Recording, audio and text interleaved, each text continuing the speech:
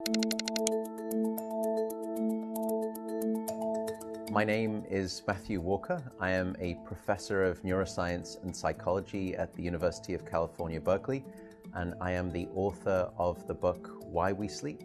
We certainly know that a lack of sleep will actually prevent your brain from being able to initially make new memories.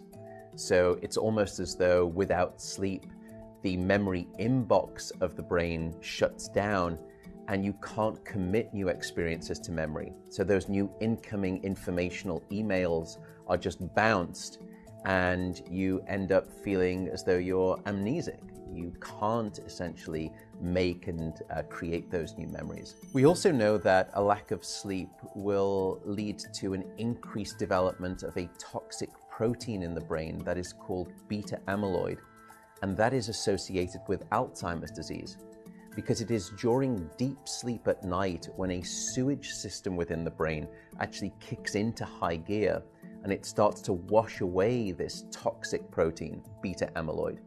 So if you're not getting enough sleep each and every night, more of that Alzheimer's related protein will build up. The more protein that builds up, the greater your risk of going on to develop dementia in later life. What are the effects of sleep deprivation on the body? Well, there are many different effects. Firstly, we know that sleep deprivation affects the reproductive system. We know that men who are sleeping just 5 to 6 hours a night have a level of testosterone which is that of someone 10 years their senior. So a lack of sleep will age you by almost a decade in terms of that aspect of virility and wellness. We also know that a lack of sleep impacts your immune system. So after just one night of 4 to 5 hours of sleep, there is a 70% reduction in critical anti-cancer fighting immune cells called natural killer cells.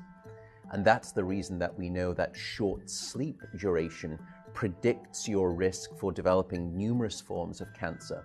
And that list currently includes cancer of the bowel, cancer of the prostate, as well as cancer of the breast. In fact, the link between a lack of sleep and cancer is now so strong that recently the World Health Organization decided to classify any form of nighttime shift work as a probable carcinogen. So in other words, jobs that may induce cancer because of a disruption of your sleep-wake rhythms. We also know that a lack of sleep impacts your cardiovascular system, because it is during deep sleep at night that you receive this most wonderful form of effectively blood pressure medication. Your heart rate drops, your blood pressure goes down. If you're not getting sufficient sleep, you're not getting that reboot of the cardiovascular system. So your blood pressure rises. You have, if you're getting 6 hours of sleep or less, a 200% increased risk of having a fatal heart attack or a stroke in your lifetime. There is a global experiment that is performed on 1.6 billion people twice a year, and it's called daylight savings time. And we know that in the spring, when we lose 1 hour of sleep, we see a subsequent 24% increase in heart attacks the following day. Another question perhaps is, what is the recycle rate of a human being? How long can we actually last without sleep before we start to see declines in your brain function or even impairments within your body?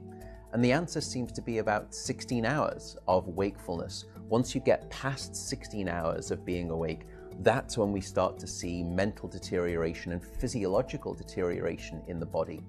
We know that after you've been awake for 19 or 20 hours, your mental capacity is so impaired that you would be as deficient as someone who is legally drunk behind the wheel of a car.